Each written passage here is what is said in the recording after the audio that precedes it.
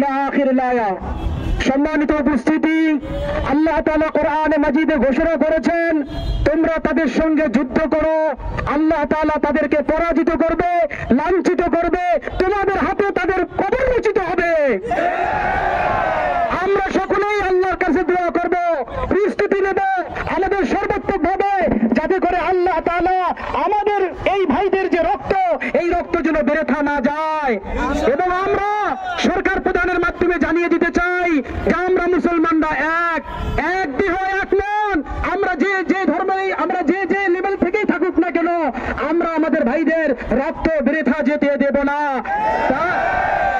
তাই আমরা সকলে এখান থেকে আমরা শপথ নিয়ে যাই, আমাদের ভাইদের পক্ষে যদি কোনো দাগ আসে, কাজ করতে হয়, আমরা সকলে ঐক্যবদ্ধ ভাবে ইনশাআল্লাহ তাদের পক্ষে থাকবো।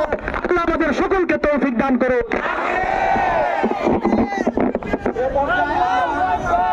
দীর্ঘক্ষণ আপনাদের মাধ্যমে এই সুষ্ঠু সমাধানকে মুনাজাতের মাধ্যমে শেষ করব। এখন আপনাদের মাঝখানে মুনাজাত করবেন মাওলানা মোহাম্মদ এমদাদুল্লাহ। আল্লাহুম্মা